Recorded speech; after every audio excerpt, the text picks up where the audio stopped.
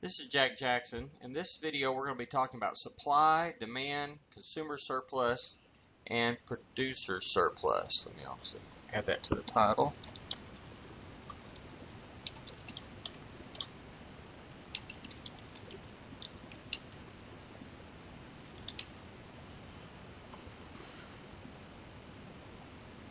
So, supply and demand, let's start with that. These are both functions that relate the unit price, we'll call it P, say in dollars per item, and the quantity, say in items. Or it could be something like this. Quantity could be measured some other way. For example, quantity might be in gallons of something, then it would be dollars per gallon for the unit price. Or quantity might be in cases, and then it'd be dollar per case for the unit price, and so forth. So some kind of quantity unit times dollars per quantity unit, or some. Of course, if it's in a different country than in America, it might not be dollars. It might be euros or something like that. Whatever the currency would be. Now, economists sometimes think of the unit price as being dependent on quantity. So quantity is independent variable, unit price is dependent variable. That makes the Q on the horizontal axis and the P on the vertical axis. Other times they think of the unit price as being the independent variable, and the quantity is then dependent on the unit price, reversing the position on the axes, so that this time it's the P is horizontal and Q is vertical. Both of these actually make some sense depending on the context, but luckily both the supply and demand are one-to-one functions, so it actually makes sense in either way you graph them. In the following discussion, we're going to place the quantity on the horizontal axis, and then the unit price is going to be on the vertical axis. So first, let's talk about the demand curve. The demand curve represents the collective behavior of the consumers. So to explain this demand, let's suppose that I have a truckload of the latest and the best cell phones that are out, the hottest new thing that just came out. So how many of you would buy one for, say, $50? Probably all of you, or most of you. How about, $100, $200, $500, $800, $900, $1,000? Well, as the price of the phones increased, fewer and fewer of you would be willing to pay for the phone at the higher price. So we say that the collective demand, how many phones all of you together would be willing to buy, that is the demand. And so that the collective demand for phones decreases as the unit price increases. So the demand curve is a decreasing function. And actually it doesn't matter which of the two variables is input and which is output. If you increase one, you decrease the other. You increase the unit price, you're going to decrease the number of phones. Or if you increase the number of phones, then you're going to decrease the price. So again, you can kind of think of this both ways. If there are more items out there to sell, you have to sell them at a lower price to move all of them. That's thinking of the price as unit price as being a function of the quantity. On the other hand, the way we're thinking of here, we're thinking of the demand, the quantity, as being more of a function of the unit price. But in any event, we're going to graph it this time as the horizontal axis is the quantity, and the vertical axis is the price, unit price. So a graph might look like this, decreasing function here. Might be linear, might be concave up, might be concave down, but let's say it looks something like this, for example. Okay, on the other hand, the supply curve represents the collective behavior of the producers or suppliers. So to explain this, all of you guys in this class have cell phones. So if we take you collectively, how many of you would sell your cell phone to me for $50? Probably a whole bunch of you. How about, probably not many of you actually. Maybe nobody. But how about $100? I might get a few takers at that value. How about $200? I would get more. Certainly everybody that was willing to buy one at $100, but then even more. $500, even more. If I went up to a couple $1,000s, everybody would sell those to me probably. So as the price increases, more of you would be willing to sell your phone. So collectively, as the unit prices increases, the collective number you're willing to supply is going to be more. So we say that the supply is an increasing function of the unit price, or regardless of which one's the input, which one's output, it's increasing. Increase one variable, you increase the other. Increase the unit price, you increase the quantity there. You increase the quantity, you increase the unit price.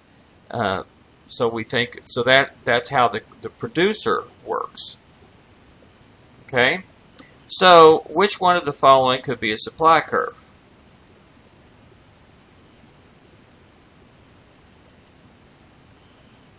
Function A, the green one, or B, the maroon one there? Well, let's see. They're both increasing functions, so that's good. If there was a decreasing one, we could eliminate that.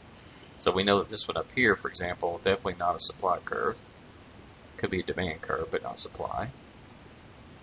And by the way, one more other thing, both of these are first quadrant graphs, and that makes sense because the quantity that you supply or demand must be positive. That's the X here. And the price, the unit price, must also be positive. So it's a first quadrant graph. So far, still so good. So what about these could you tell them apart? Well, the key is where they run off the graph, particularly down here. This one hits the x-axis, and this one hits the y-axis. Let's look at the one that hits the x-axis first. What's the coordinates there? Oh, let's say it's about 12, 0. That means that the quantity is 12 when the price is 0. That says those people would be willing to supply 12 items at a price of $0. They're willing to give away 12 items for nothing. That's pretty unlikely behavior most of the time for suppliers. So that's a pretty unrealistic example. The green one, on the other hand, has an intercept on the y-axis. When x is 0, y was 24 here. Okay, and so that says that at $24, they're willing to supply 0 items, or anything less than 24, they're willing to supply 0 items. Now that's a more realistic situation. There's probably some minimum amount of money that triggers that first person to want to supply something. So having the supply curve start, if this is quantity, depends on which one's quantity and which one's price. But if this one is quantity on the horizontal axis and this one's unit price on the vertical, then the green one makes more sense. If they reverse the variables, then it would be the red one that would make more sense. Now, if you're left alone in a free market economy, and we graph these demand curve with the supply curve on the same axes, what's going to happen is that price and quantity will settle down to the intersection of those two curves, and that is called the market equilibrium point. Now let's go back to the supply curve and continue to talk about that a little bit. Let's go back to our cell phone example. Now suppose the phones actually sell for $400. Now some of you were willing to sell your phones for $100. If so, and you actually got $400 for it, you feel like, well, the $100 I got was a fair price, but the extra $300 is extra. It's a bonus, a surplus. Now let's suppose another person would only sell if they got up to $300. They got $400 out of it. They don't feel like they got quite as good of a bargain, but they still feel like they got $100 in the surplus. If we could go through here and add up exactly what everybody would have been willing to supply it for and then what they actually got, find that difference, that's the surplus, and add all those up, then we've got what's called the producer's surplus. Okay, now let's go back to the demand curve. Similarly, let's again suppose the cell phones actually sell for $400. Now some of you are willing to pay only less than $400, and those folks just won't be buying a new phone, right? They'll just stay with their old one or do without. Now some people were willing to buy, on the other hand, were willing to pay $500 for this hot new phone. Well, these people are only going to get it for $400, but they were willing to pay $500. They feel like they've got a bonus or surplus of $100. Okay, so they got a bargain. Somebody who's willing to pay $700 feels like they even got a bigger bargain, a bargain of $300. If we add up all these surpluses, then together they form what's called the consumer's surplus. The total surplus is the sum of the consumer's surplus and the producer's surplus. So those are sort of the basic ideas of what's going on with supply, demand, market equilibrium, producer surplus, and consumer surplus. Now let's put these to work in an example problem. So here we have a couple of functions. P equals 650 minus 4x minus x squared, and P equals 64 plus 5x plus x squared. And here x is quantity, P is unit price. Okay. So the question is, here's a couple things that you should do. First of all, figure out how to graph these on an appropriate window. And number two, identify which one is supply and which one is demand.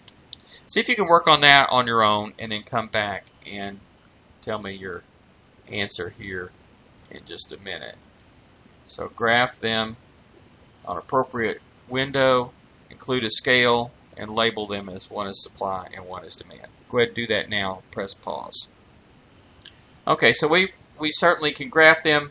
On our graphing calculator, for example, is just putting those in. I used Y3 and Y4 right here. And it turns out that a window from 0 to 25 on X and from, well, I didn't need to include any negatives. Actually, from 0 to 675 for Y is a pretty good window. And we get this here. And we can see these going. Which one's supply and which one's demand? Well, this one that's decreasing, you can see the one that's going to have a negative derivative is this one here, the first one. So that's the decreasing one. And the one with the positive derivative, that's going to be an increasing one. And there we go. This increasing one has a y-intercept of 64 when x is 0, y is 64. And so that means that's the producer's curve, the supply curve. Okay, and so at $0, they're willing to at 0 items, they're willing to supply 0 items at $64 per item. That's what I should say. So that's right here. This one here at 0 items, when there's $650. Once we reach $650 per item, anything higher than that, nobody's willing to buy any. And so this goes down as the quantity goes up, the price is going down, or as the price goes down, the quantity goes up, whichever way you want to say that. So that demand curve is there, it's decreasing, supply curve is increasing, first quadrant graph. We can see till this one hits the x-axis here for the demand, and then we can see the market equilibrium point, which is right there. So the next thing is calculate that market equilibrium point. Okay, press pause now. Well, now that you're back, you should have calculated that. And of course, what we're doing is setting these two curves equal to each other. Now, since these are just quadratic polynomials, second-degree polynomials, we could solve that with the quadratic formula, for example, but since we only need an approximate value, we might as well just do calc intersect on the calculator. And this is what it turns out to be. There's the market equilibrium point graph.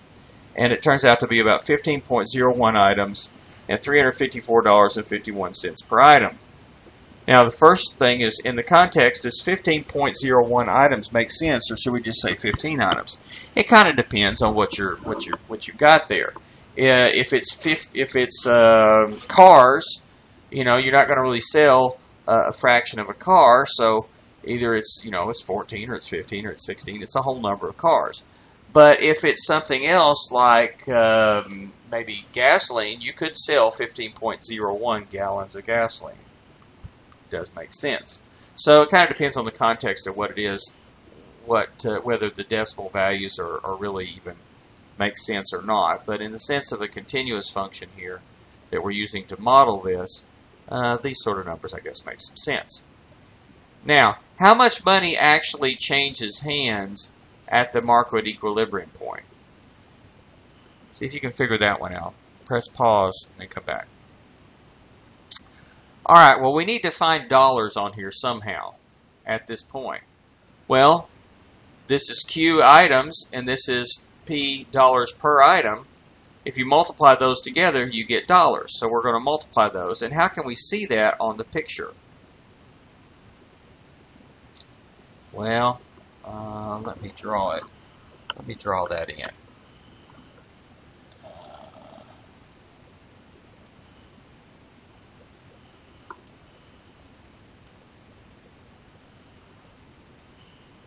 So here is the x-axis here. This is the, let me draw it over here. This is our quantity, Q, or Q0 we might call it. This is our unit price, P, or P0. And then there's our axes. And so this area here is the amount of money that's changing hands. Okay? Money on this picture is actually a area on the picture. So areas on the picture, on the graph, actually represent money in reality. And so the area of that rectangle is actually the amount of money we're looking for. And so we see as we go on down that that turns out to be $5,472.89.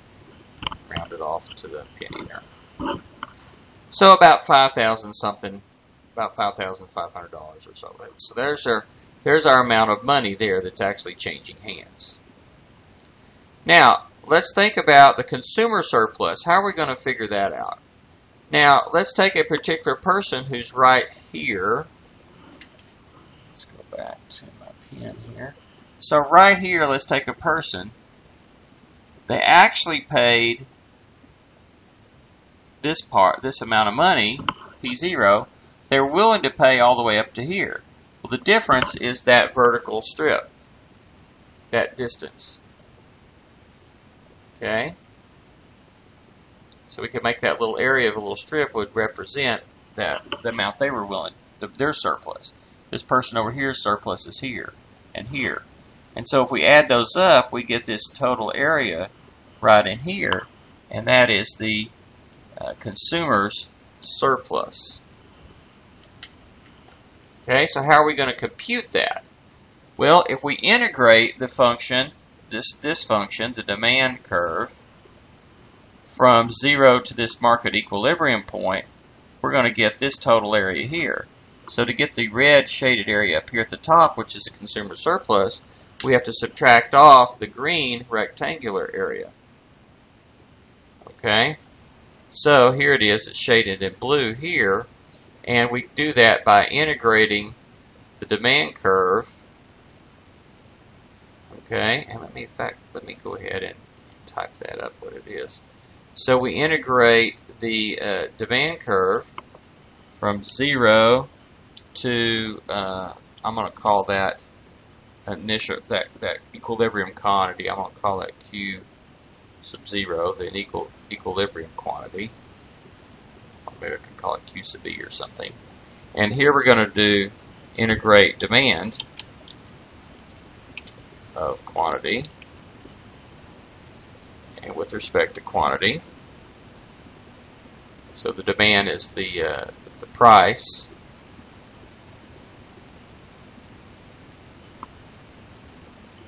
Okay, I'm just going to call it demand price as a function of quantity.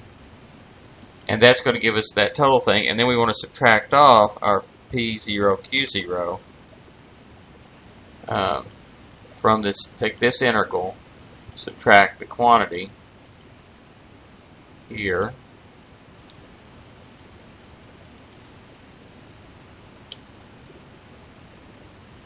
Okay, now in our case, that is going to be, well, once again, this P0, Q0, the P0 here, the Q0 here are the ones we already figured out before. So the P0 was the market equilibrium price, 354.51. Q0 is the market equilibrium quantity, which is 15.01 items. The demand function was whichever one I had in Y3 there, which was that. The demand was the 650 minus whatever. So this is 650 minus 4Q minus Q squared. If I go ahead and write it in terms of Q. So this is price as a function of quantity for the demand curve.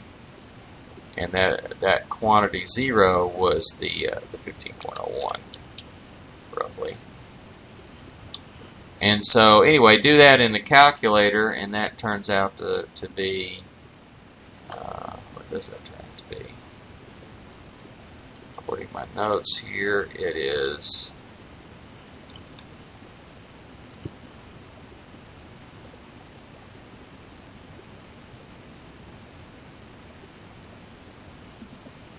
2705.76.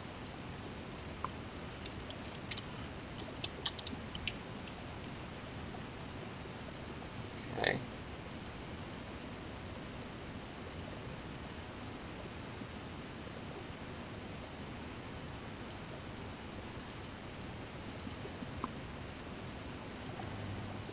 Back to where it should be. I think it really stretched out somehow.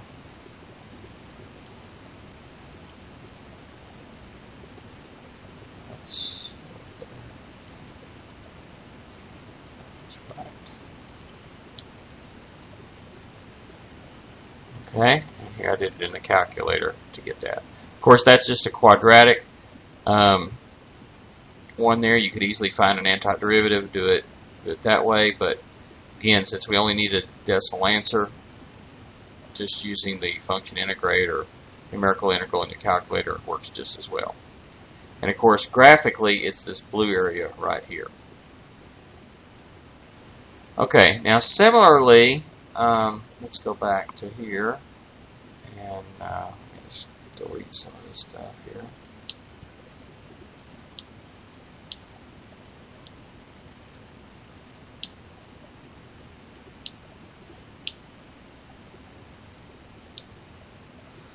Okay, now let's look at the consumer surplus. How would we see that on the graph? Okay, so the producer surplus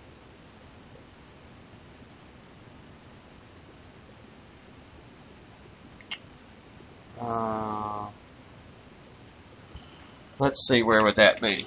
Well, the producer, let's say they're right here, and they bought it for this amount right here, or they're willing to sell for this amount, but in fact they sold for a higher amount. So they actually paid this amount here. The surplus is up here. So this guy's surplus is here and here and here. And so the producer surplus turns out to be this area up here. And how are we going to compute that? Well, if we integrate the producer curve, that is the supply curve right here, this curve right along here, we're going to get the area below it. That's down here. Okay, so but what we want is the sort of the complementary area up here. So to find that, we're going to take the rectangle area minus the integral.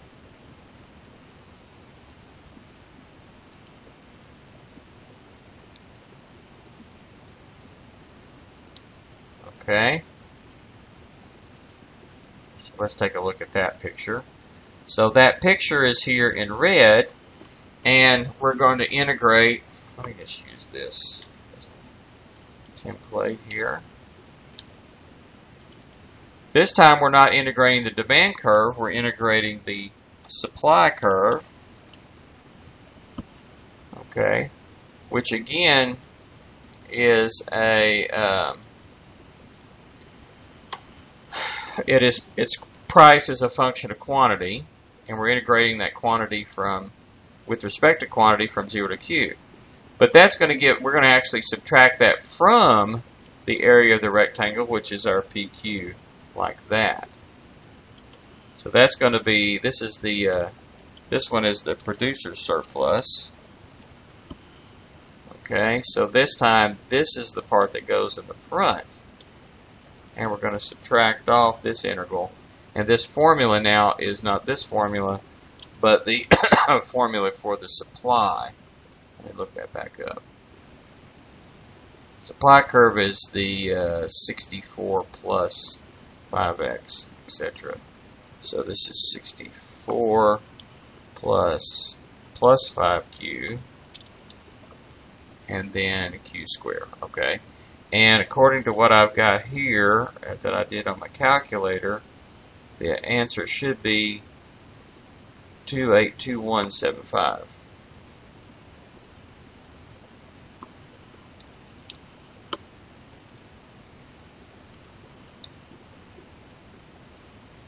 So that is the producer's surplus. This one up here was the consumer surplus. So this is sort of the general rule, right? That the consumer surplus is integrate demand as a function, price as a function of quantity, dq, from 0 to the equilibrium quantity minus the equilibrium price times equilibrium quantity. That gives you this blue area, which in this case is that amount. And on the other hand, to find the producer's surplus, you want this red area, and to find that, you take the total area of the rectangle, which is producer's, the equilibrium price times equilibrium quantity, and from that we want to subtract what's underneath that curve, which is the integral of the supply function, price as a function of quantity, from 0 to that equilibrium quantity. If we want the total surplus, we just add the blue and the red areas together. That is, we add the $2,705.76 plus the $2,821.75, and then we get what's called the total surplus. All right, we'll hit a few more examples in further videos.